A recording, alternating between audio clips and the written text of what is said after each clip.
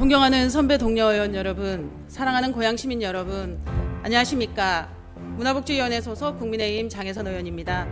저는 오늘 고양시 관내 소재한 산업단지 밖 지식산업센터 현황을 진단하고 시민과 함께 고민하며 해결 방안을 모색하고자 이 자리에 섰습니다.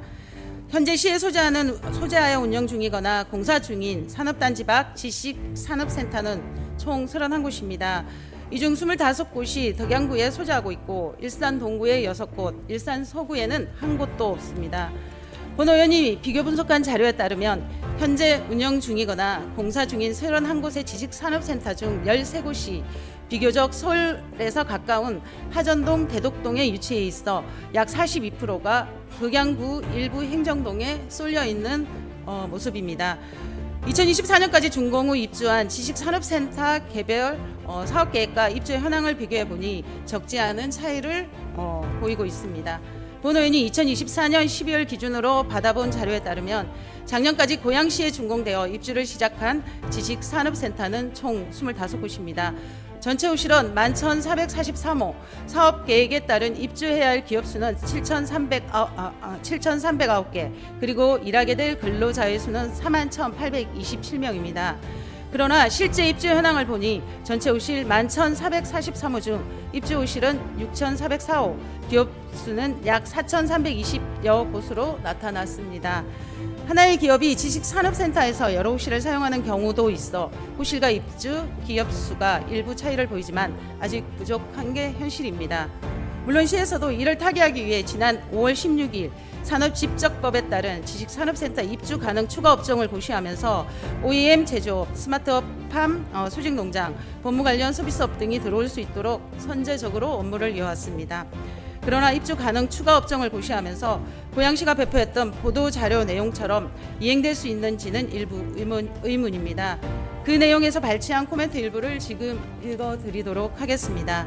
시 관계자는 지식산업센터 활성화를 위한 차별화된 노력을 통해 수도권 가밀 억제권역 등 각종 규제에 가로막힌 고양 특례시가 경제적으로 자립할 수 있도록 최선을 다하겠다고 밝힌 바 있습니다. 추가로 올해 1월 22일 시는 지식산업센터 활성화 지원으로 혁신적이고 지속가능한 산업모델 구축이라는 주제로 역점 산업단지와 연계 시너지가 큰 업종까지 확대하겠다는 보도자료를 냈습니다. 시장님, 근데 이 사항들이 시 차원에서 충분히 가능한 부분이라고 생각하십니까? 법령에서 정한 입주 가능 추가 업종 고시 등을 제외하고 지식산업센터 활성화를 위해 어떤 일을 할 수 있을까요? 설립과 계획, 분양도 모두 민간에서 진행하기 때문에 시가 할 수 있는 건 사실상 설립 절차에 따른 인허가, 설립 후 매년 3회에 걸친 실사점검과 계도, 문제의 고발 조치 등이지 않습니까? 산업집적법 시행령 제36조의 사에 따르면 산업단지 밖의 지식산업센터의 경우 시장 군수 또는 구청장이 인정하는 사업에 대해 입주할 수 있도록 하고 있으나 이에 대한 산업통상자원부 차원의 가이드라인이 별도로 존재하지 않아서 기초자치단체들이 같은 법령 등에서 산업단지 안의 지식산업센터 허용 사업을 참고하여 업무에 임하고 있는 실정입니다. 이 말은 시에 주어진 권한이 어느 정도인지 그리고 어떤 범위까지 업무가 가능한지 진단이 필요하다는 말이 아니겠습니까?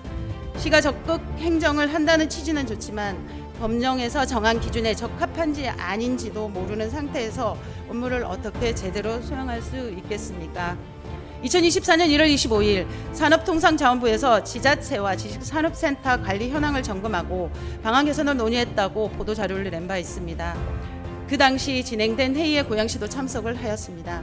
그러나 1년이 지난 시점에서 산업단지 밖 지식산업센터에 관한 현행법 규정은 아직 개정되거나 달라지지가 않았습니다.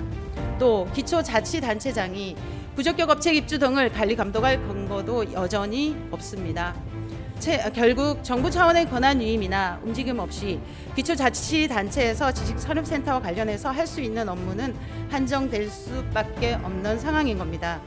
그렇다면 이에 따른 법령 개정안이나 제도적인 보완이 필요하다고 판단이 되면 바텀업 등의 방식으로 국회와 정부 부처에 공식적으로 건의할 수 있는 부분이기도 하지 않습니까? 시가 자족도시를 위해 기업 유치에 최선을 다하고 있다는 건 알고 있지만 자족도시 완성을 위해 선행되어야 할 부분이 교통 등 주변 인프라 개선과 공업 물량 확보에 대한 부분도 그렇지만 시가 어느 정도의 권한으로 업무를 진행할 수 있는가 진단이 필요할 때라고 봅니다. 대한민국의 문제가 세계인 만큼 시도 실현을 위해서 그 시적인 시각으로 범위를 넓혀야 할 필요성이 있습니다. 시장님과 공직자 여러분께서도 추가 검토를 통해 업무에 임해 주시기를 바라며 자유 발언을 마치겠습니다. 경청해 주셔서 감사합니다.